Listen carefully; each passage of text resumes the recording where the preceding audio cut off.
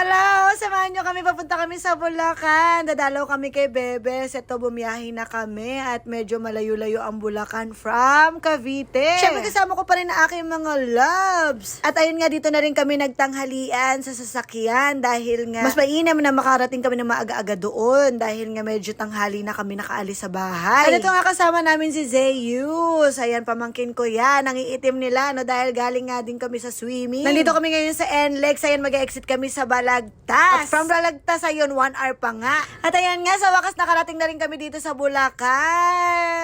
Sa totoo lang, hindi pa ako nakakapasyal dito sa Bulacan. Nakapunta na ako pero hindi ko pa nalilibot ang Bulacan. Ito nga nakakatuwa, sabi ni Bebes, ate, basta pag may nakita kang naka-happy horse, ayan, kumanan kayo dun sa kanto nun. Ayan nga, totoo, nakangiti yung kabayo. So ayan, nakarating na kami sa bahay nila. Grabe, ang laki. Gate pa lang. Ang lawak-lawak ng kanilang lugar. At ito yung pinagmamalaki ni Bebes. Diyan daw sila nagkakaraoke. Ayan, tara, baba tayo at makita natin.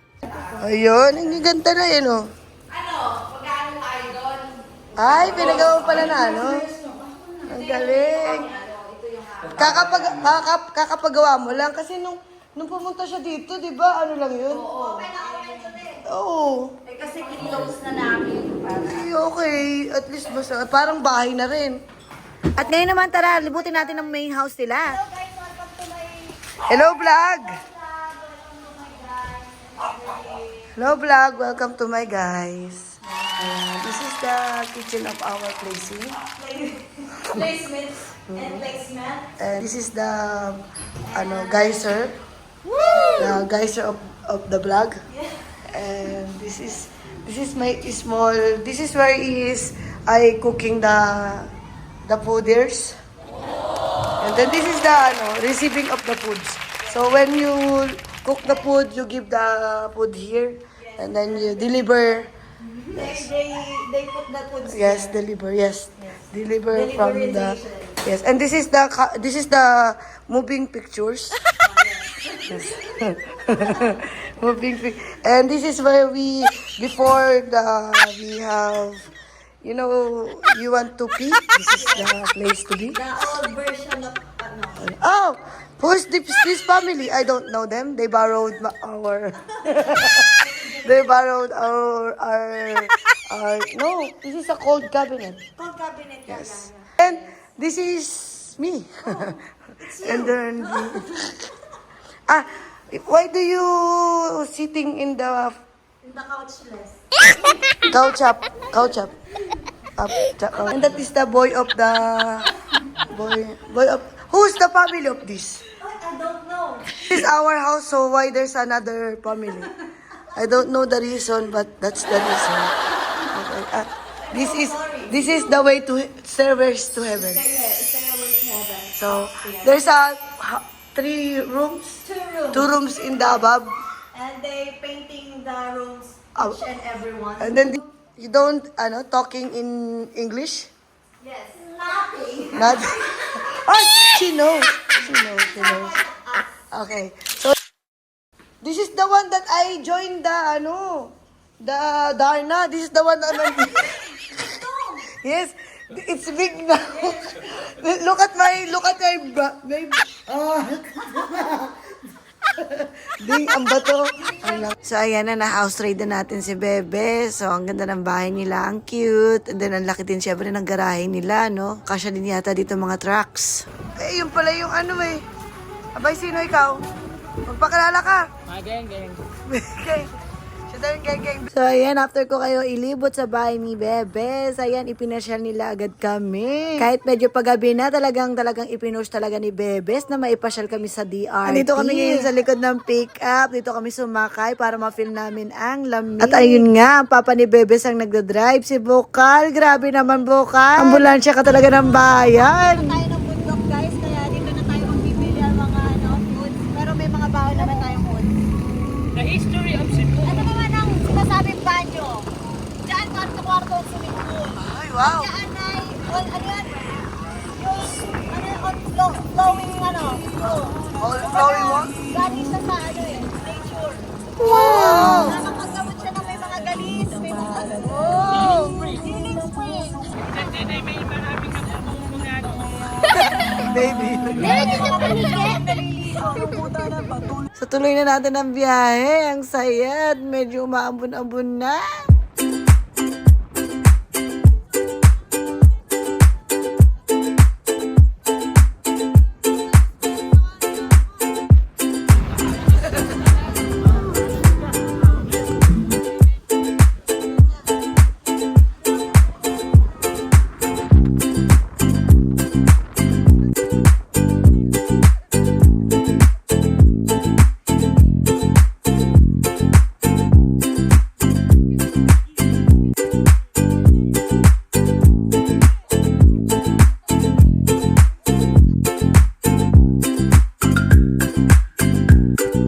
Ayan, sa wakas, nakarating na rin kami dito sa DRT. Dito nila kami dinala sa Digos Hills. Alam niyo ba na pwede daw mag-camping dito? Actually, bago kami pumasok dito, may nakita akong mga camping tent. Di ba? I love myself! Tapos dito sa tindahan nila, lahat ng mga riders at mga pumupunta dito, ayan, naglalagay sila ng mga stickers. Akalain nyo, muntik na mapuno. O siya, tara na, puntahan na natin yung swimming pool. Nandun daw sa tuktok ng bundok. Dahil nga sa madilim na hindi na natin makikita yung mga hills. Buti nga ito si Kuya Lab, maasahan. Dala-dala niya yung upuan namin. Ano, tita? Excited agad sila. Tingnan mo, sabi sa inyo, tatalon agad yan eh. Siyempre, yung mga bata nagsimula na mag-swimming at ang matatanda, siyempre magsisimula na rin kami mag-drinking session, di ba? Eto nga, dahil nga wala kaming lighter, yung ginamit, posporo para sa gin bilog. Naka for sure, lasang posporo ang iinumin namin. Pero epekto yun, laman tiyan din yun, no? Yun, no? Sarap na, no? Umiigo. Yun, no? Eh, kumambyo to kanina. Yan ang pinakalat. Yung nadali mo to.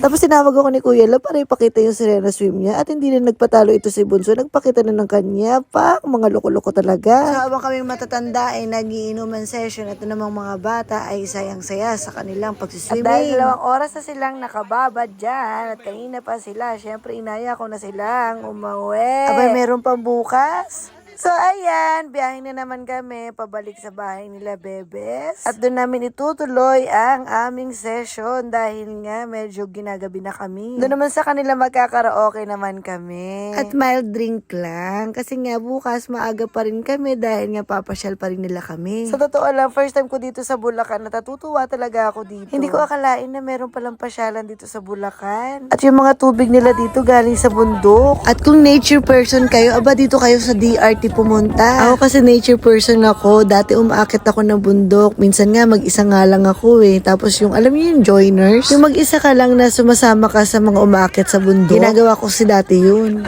O, ito si Kuya Lam. Nag-enjoy ng todo. Napapasaya mo nga sa saya, diba? Ito lang naman talaga kaligayahan ko. Ang mapasaya ko ang aking mga anak at ang aking pamilya.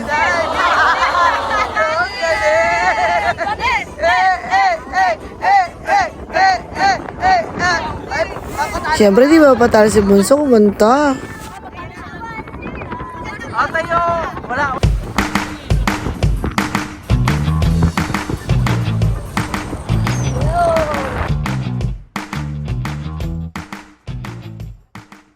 At ito nga, nagkaraoke na kami at 3 na lang kami dahil bagsak na si Charlie. Pag in-English mo yung sabaw tsaka kanin, magugulat ka.